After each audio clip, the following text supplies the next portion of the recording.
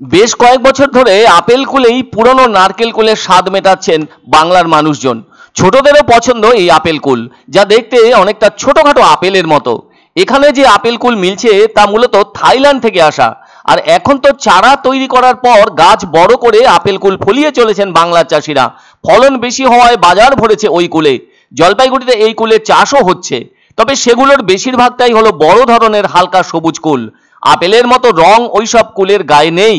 হয়তো জেলার কোথাও কোথাও থাইল্যান্ডের প্রজাতি হিসাবে আপেল কুলের চাষ হয়েছে, তবে উত্তরবঙ্গের মালদহের বাজারে ভরে আছে আপেল রঙা আপেল কুল।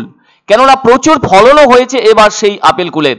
টক মিষ্টি স্বাদের সেই আপেল কুল এখন যথেষ্ট জনপ্রিয় হয়ে উঠেছে। ব্যবসায়ীরাও আনন্দের সাথে বিক্রি করছেন এই আপেল কুল।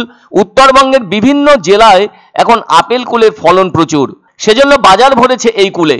এই কুল বিক্রি হচ্ছে 50 থেকে 60 টাকা কেজি দরে। কেউ বেশি পরিমাণে নিলে সেক্ষেত্রে দামে কিছুটা ছাড়ও পাচ্ছেন। দক্ষিণবঙ্গেও যথেষ্ট চাষ হয়ে থাকছে এই আপেল কুলের। এ এক ধরনের সংকরভাবে উৎপাদিত গাছের কুল। আর নারকেল কুল তো এদেশে বহু বছর থেকেই ফলে থাকে, দেখতে অনেকটা নারকেলের মতোই, তবে আকারে ছোট। স্বাদও খুব ভালো। সরস্বতী পুজোয় পুরানো নারকেল কুলই ব্যবহার হয়ে আসছে। এই কুলে তো প্রচুর ভিটামিন ও খনিজ থাকে। আয়ুর্বেদে এই নারকেল কুলকে সৌবির কুলও বলা হয়ে থাকে। এমনিতেই কুলের ভেতর অ্যান্টিঅক্সিডেন্টের পরিমাণও বেশি থাকে। এছাড়াও কুলের ভেতরে প্রায় 86% জল থাকে। মালদা জেলাতেও 15 বছর আগে এই আপেল কুলের চাষ শুরু হয়েছে। আর অন্যদিকে থাই আপেল কুল হলো থাইল্যান্ডের একটি বেডের জাতের ফল। থাই আপেল কুলের একটির ওজন 100 গ্রাম থেকে 200 গ্রাম হয়ে থাকে। যারা এ ধরনের কুল চাষ করে থাকেন তারা তো বিঘা প্রতি ফলন থেকে কয়েক লক্ষ টাকা আয় করে থাকেন। 1 একর জমিতে 120টি আপেল কুলের গাছ লাগালে আয়ের পথ প্রশস্ত হয়। বিশেষজ্ঞরা বলে থাকেন একটি আপেল কুলের গাছ প্রায় 20 বছর ধরে ফল দিয়ে থাকে।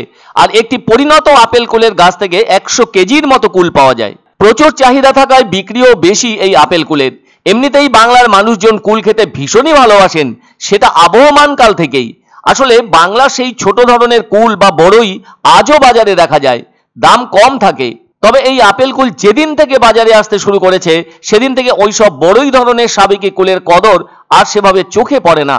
তবে আচার খুব ভালো হয়ে থাকে বাংলার বুকে উৎপাদিত হওয়া সেই সব ছোট কুলের। তাছাড়া বাজারে বড় বড় সবজি রঙের গোল ধরনের কুল ডালিতে করে চাষিরা নিয়ে এলে সেদিকেই চোখ পড়ছে ক্রেতাদের। বলা যায় জনপ্রিয়তায় অনেক এগিয়ে এই আপেল কুল।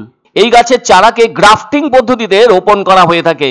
আর থাই আপেল কুল তো সব ধরনের জমিতে চাষ করা যায়। সেজন্য শুধু জলপাইগুড়ি জেলায় নয়, এদেশের যে কোনো রাজ্যেই আপেল কুলের চাষ হয়ে থাকছে।